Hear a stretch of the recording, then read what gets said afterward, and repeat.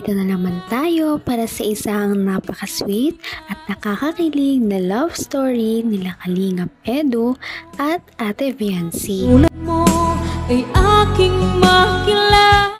Sa pagpapatuloy ng ating love story ay ito ang araw ng mansari nila Kalingap Edu at Ate Viancy. Kung nakaraan nga ay bumaba na sila sa boat at pumunta sa isang isla na sinurprise siya ni Kalingap Edu doon. Talaga namang nagulat nga si Viancy sa surprise noon ni Kalingap Edu dahil biglang nagplay ang isang romantic na music at isinayaw siya ni Kalingap Edu sa music na yon. Nagulat siya dahil si Kalingap Edu pa lamang ang gumawa sa kanya ng ganoon at talaga namang na-appreciate niya yon dahil ito talaga ay sa araw pa ng kanilang monthsary at sila ay nasa Palawan noon. Idagdag pa ang napakagandang buhangin, dagat, bundok, at weather. Ito namang napakasweet talaga ni Kalingap Edu.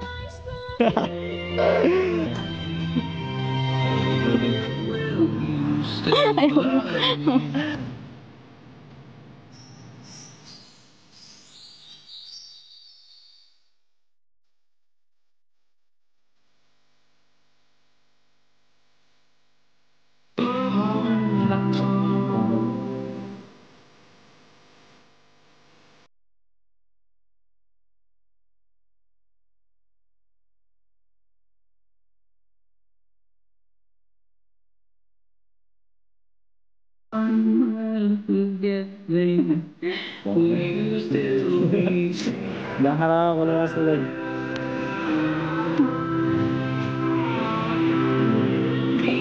Talaga namang parang hindi mapaghiwalay ang dalawa dahil dikit na dikit sila. Nakikita rin natin na talagang komportable na si Viancy na makipaghawak kamay kay Kalingap Edu dahil na-feel niya rin naman talaga na safe talagang kasama si Kalingap Edu at alam niyang hindi siya nito papabayaan kahit kailan. First time nga nilang sumayaw ng ganito sa isang island kaya naman napaka-memorable para sa kanila nito at para din sa kanilang mga supporters. Sa kanilang pagsasayaw ay in-enjoy lamang nila ang moment na yon. Makikita natin kung gaano kasaya si Viancy sa piling ni Kalingap Edu at ganun din naman si Kalingap Edu kay Viancy. Talaga namang kakaiba ang mga ginagawa nila sa isa't isa dahil kahit sa mga dating ka-love team ni Kalingap Edu ay hindi niya ito nagagawa.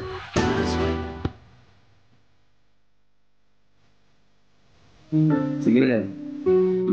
Bakit ako?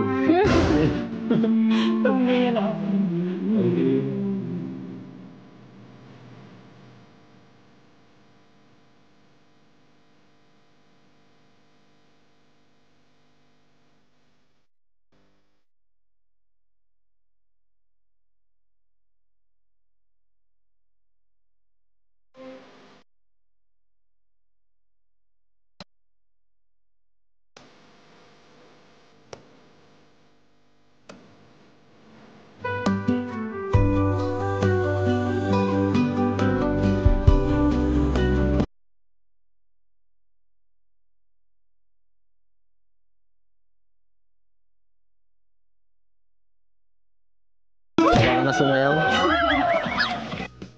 Baka sa kanilang dalawa ang kasiyahan na sila ay magkasayaw noong mga oras na yon. Pagkatapos noon ay mga ilang minuto pa silang magkasayaw bago dumating ang isa pang sorpresa.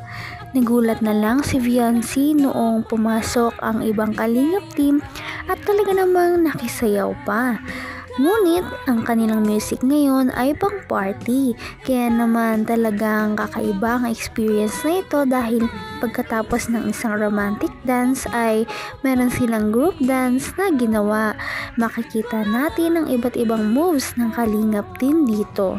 Talaga namang nakaka-enjoy manood kapag ang mga iniidolo mo ay ganito talaga. Nakakatuwa silang panoorin na mag-enjoy dahil deserve naman talaga nila na makapunta rito sa Palawan at mag-enjoy lamang sa kanilang buhay dahil pinapasaya nila ang kanilang mga viewers araw-araw.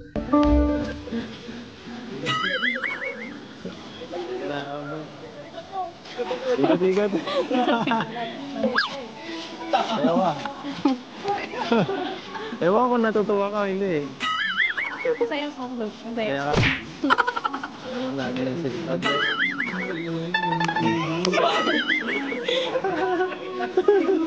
Yo. Yo. Sumasaya na silang ladies first.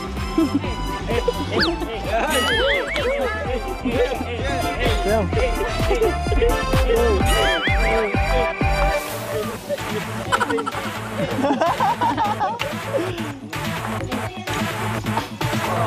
Kanya-kanya dance move.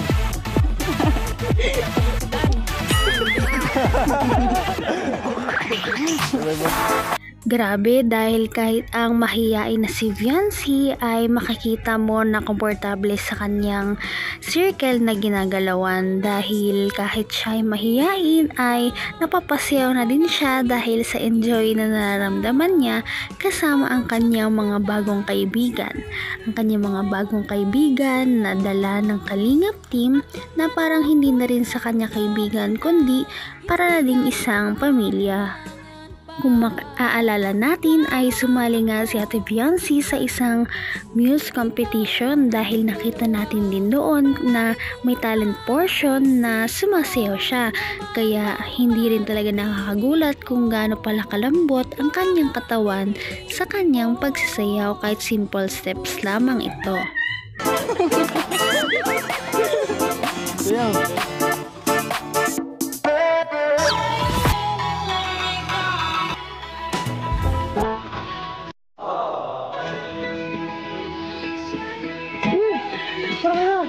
Saka lang. Pipicture lang kita.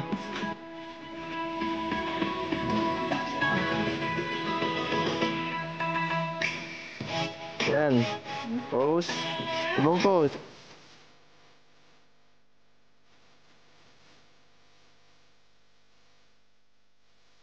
Ay, grabe.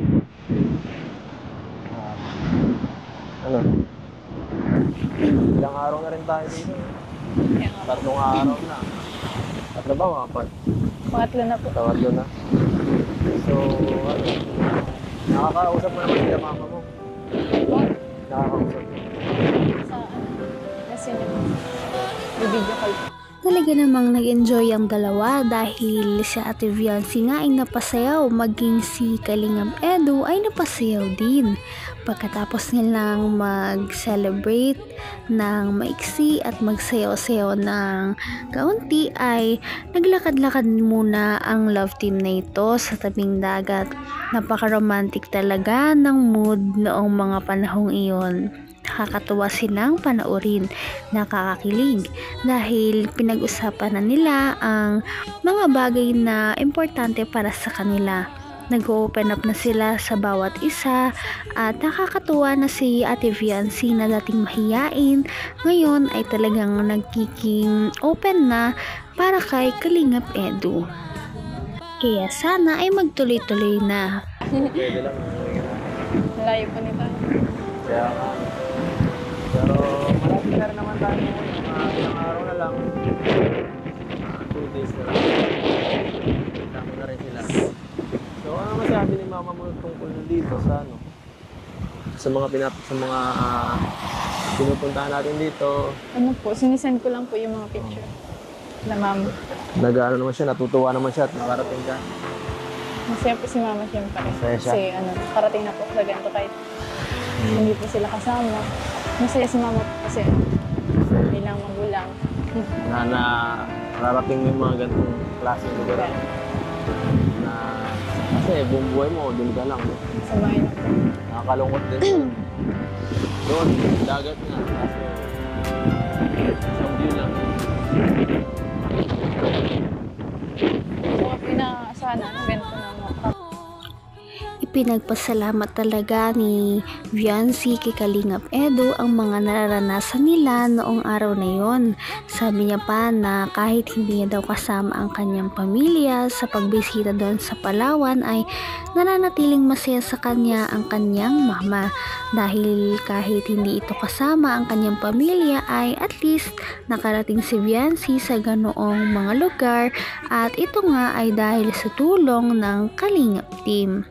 Nagpasalamat din sila sa existence ng isa't isa dahil kung wala ang isa't isa ay hindi rin sila makakarating sa ganoong point ng kanilang buhay. Talaga namang sinusuportahan nila ang bawat isa. Kaya nagtatapos ang kanilang monthsary celebration. Kaya naman sana ipatuloy natin silang suportahan at mahalin si Viancy, si Kalingap Edu at ang Kalingap team. Yan lamang at maraming salamat sa panonood. Abangan natin kung magkakatuluyan ba talaga si Kalingap Edu at Viancy. Hanggang sa muli. Bye! Ngayon'y abot